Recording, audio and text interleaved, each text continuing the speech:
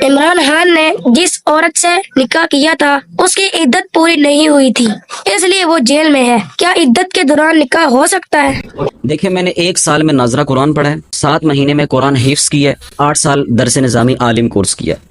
اس دوران میں نے کسی کتاب میں نہیں پڑھا کہ حیض جو ہے، یہ جو پیریڈز ہوتے ہیں جس کو انگلش میں جو ہے پیریڈز یا مینسز کہا جاتا ہے، اور اردو میں ہم اس کو حیض کہتے ہیں، عربی میں بھی اس کو حیض کہا جاتا ہے، اور پشتو میں ہم جامع کہتے ہیں۔ تو یہ جو چیز ہے، حیض کا تعلق میڈیا کے ساتھ ہے، کہیں میں نے نہیں پڑھا۔ حیض کا تعلق عورت کے ساتھ ہے، عورت بتائے گی کہ میرے 3 حیض مکمل ہو گئے ہیں، میری عدت مکمل ہوگی۔ میڈیا نہیں بتائے گا کہ اس فلاں عورت کی عدت مکمل ہوگی۔ بہت بے شرمی والی بات ہے جو اس چیز کو میڈیا پر لے آئے، اس کو زیر بحث بنا لیا۔ حیران ہوں میں اس بندے پر جس نے نکاح پڑھایا ہے، شرم نہیں آتی یار؟ واضح مسئلہ ہے کہ جب عورت کہہ دے کہ میری عدت مکمل ہو گئی ہے، عدت مکمل ہونے کے بعد میں نے نکاح کیا تھا، تو اب کسی تھرڈ پارٹی کو اجازت ہی نہیں ہے کہ وہ یہ بتائے کہ وہ اس سے پوچھو جناب کس نے کہا کہ عدت مکمل ہوئی، کہتے جی میڈیا کے لوگوں نے کہا، فلاں نے کہا۔ فلاں ہوتا کون ہے؟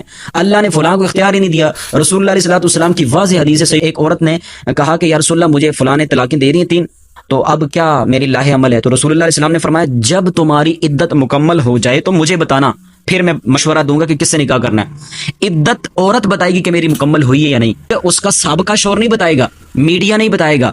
میڈیا کو حیض نہیں آتا، میڈیا کو کی عدت نہیں ہوتی، عدت عورت کی ہوتی ہے۔ یہ جو جھوٹی گواہیاں، مردود الشہادہ، لوگ وہاں پہ جا کر گواہیاں دے، کم از کم ایک جج کو اتنا علم ہونا چاہیے کہ کسی ایسے آدمی کی تو گواہی قبول ہی نہیں ہے کہ جو مردود الشہادت ہو، ٹھیک ہے، جو کذاب ہو، جو کبھی کوئی بیان دے تو کبھی کوئی بیان دے، ایک طرف وہ پاک دامنی کا بیان دے، دوسری طرف وہ کہ نہیں جی یہ تو ہماری گھر کی عزت اس نے خراب کی ہے۔ دیوس قسم کے لوگ جو ہیں اس طرح کی جو ہے ایکٹیویٹیز پرفارم کرتے ہیں، اور جو یہ حرکتیں کروا رہے ہیں، یعنی یہ وہ قوم ہے کہ جو سیاست تو کر رہی ہے لیکن سیاست میں آنے کا اعلان نہیں کر رہی۔